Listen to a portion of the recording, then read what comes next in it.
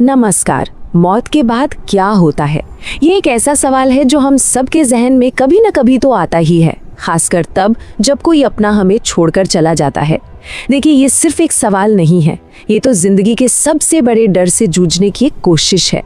तो चलिए आज इस पर बात करते हैं और देखते हैं कि बुद्ध की शिक्षाएं इस गहरे राज पर क्या रोशनी डालती हैं। ये सवाल हम सबके मन में उठता है ना? और जब कोई बहुत प्यारा इंसान चला जाता है तब तो ये और भी ज्यादा चुभता है। हम सब अपने शरीर से, अपने नाम, अपनी पहचान से इतने ज्यादा जुड़े हुए हैं कि लगता है मौत के साथ मैं भी खत्म हो जाऊंगा। पर क्या ये सच है? क्या वाकई ऐसा ही होता है? चलिए आज इस डर की जड़ तक पहुंचने की कोशिश करते हैं। बुद्ध के हिसाब से इस सवाल का जवाब समझने के लिए सबसे पहले हमें अपने शरीर को ही समझना होगा, क्योंकि जिसे हम मैं कहते हैं उसका सबसे ठोस, सबसे मजबूत हिस्सा तो यही शरीर ही है ना? तो चलिए पहले इसी की हकीकत को जानते हैं। बुद्ध ने एक बहुत ही गहरी लेकिन सीधी सी सच्चाई बताई, जो भी चीज पैदा हुई है उसका खत्म होना तय है।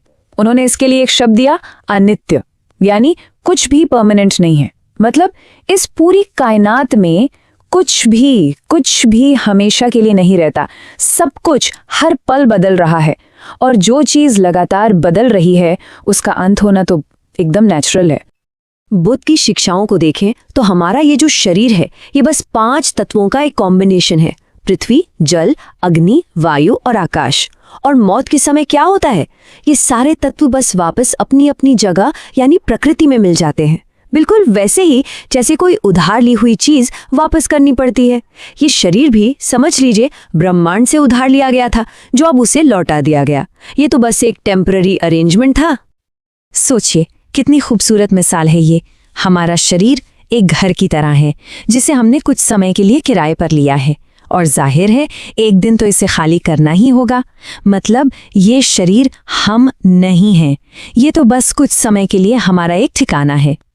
अच्छा, तो अगर ये शरीर परमानेंट नहीं है तो फिर शायद कोई आत्मा होगी जो परमानेंट है ना? यही सवाल आता है मन में। और बस यहीं पर बुद्ध की शिक्षा सबसे ज्यादा क्रांतिकारी, सबसे ज्यादा रेवोल्यूशनरी हो जाती है, क्योंकि ये आत्मा के बारे में हमारी जो आम सोच है उसे सीधी चुनौती देती है।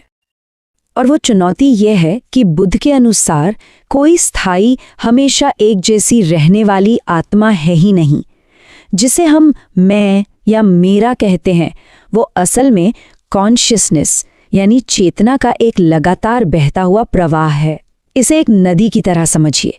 नदी हर पल बदल रही है, पानी आगे बढ़ रहा है, पर वो दिखती एक ही है। कोई एक बूंद नदी नहीं होती, वो पूरा बहाव ही नदी है। तो असल बात यह है कि मेरे मरने का डर एक तरह के भ्रम पर टिका है, क्योंकि कोई एक स्थायी मैं है ही नहीं जिसका अंत हो सके। तो अब यहाँ एक बहुत बड़ा सवाल खड़ा हो जाता है। अगर कोई आत्मा है ही नहीं जो शरीर छोड़कर कहीं जाती है, तो फिर ये पुनर्जन्म, ये रीबर्थ, ये कैसे होता है? ये कैसे मुमकिन है? और ये सवाल बिल्कुल जायज है, एकदम लॉजिकल है। अगर कोई परमानेंट आत्मा नहीं है तो आखिर पुनर्जन्म होता किसका है? ऐसी कौन सी चीज है जो एक जिंदगी से दूसरी जिंदगी में जाती है? इसका जवाब बुद्ध ने एक बहुत ही कमाल की मिसाल देकर समझाया है। देखिए, बुद्ध के अनुसार पुनर्जन्म आत्मा का नहीं बल्कि हमारे कर्मों की एनर्जी का होता है। इसे ऐसे समझिए, मान लीजिए एक मोमबत्ती जल रही है। अब हम उस जलती हुई मोमबत्ती से एक दूसरी बुझी हुई मोमबत्ती जलाते हैं। अब जो दूसरी लौ है वो पहली वाली लौ तो नहीं है ना? वो एक नई लौ है, लेकिन वो जली किसकी वजह से? पहली वाली की वजह से।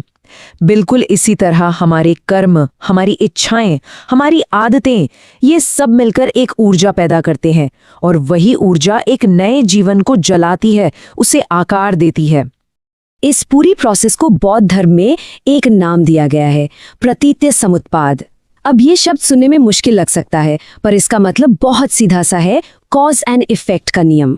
यानी हर कारण का एक परिणाम होता है। ये कोई जादू टोना नहीं है, बात बस इतनी सी है कि हमारे हर काम का, हर सोच का, हर इच्छा का एक नतीजा होता है, और यही कर्मों के बीज एक नए जीवन के पौधे को जन्म देते हैं। तो ठीक है, अब जब हम ये साइकिल समझ गए हैं कि ये सब होता कैसे है, तो अगला सवाल आता है कि इससे आज़ाद कैसे हुआ जाए। और बुद्ध की सबसे खूबसूरत बात यही है कि उन्होंने सिर्फ समस्या नहीं बताई, बल्कि उसका हल भी दिखाया। तो इस साइकिल को तोड़ने के लिए बुद्ध ने 3 रास्ते बताए।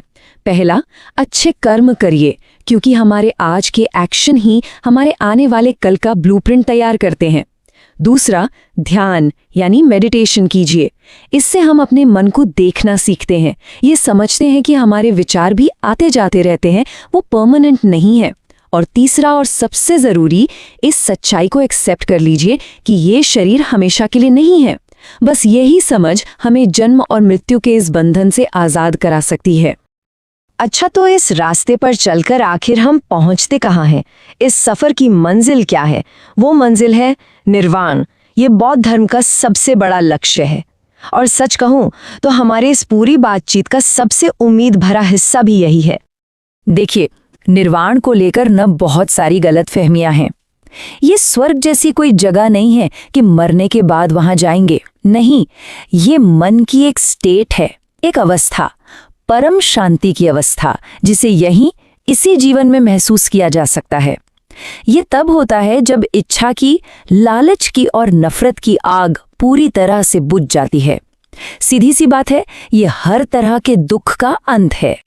तो निर्वाण का असली मतलब है जन्म और मृत्यु के इस कभी ना खत्म होने वाले चक्र से हमेशा हमेशा के लिए आज़ाद हो जाना। बुद्ध ने खुद इसे हासिल करके ये दिखा दिया कि ये कोई परियों की कहानी नहीं है, बल्कि इसी जीवन में इंसानों के लिए ये मुमकिन है, ये परम शांति को पा लेना है। आखिर में सारी बात घूम फिर कर एक ही विचार पर आ जाती है, मौत कोई दुश्मन नहीं है, ये तो बस जिंदगी की एक नेचुरल प्रोसेस है। जब हम इसकी सच्चाई को, इसके स्वभाव को समझ लेते हैं ना, तो इसका डर अपने आप गायब हो जाता है। क्योंकि डर हमेशा अज्ञानता से पैदा होता है और समझ से मिलती है शांति और निडरता। बुद्ध का बताया मार्ग हमें यही सिखाता है।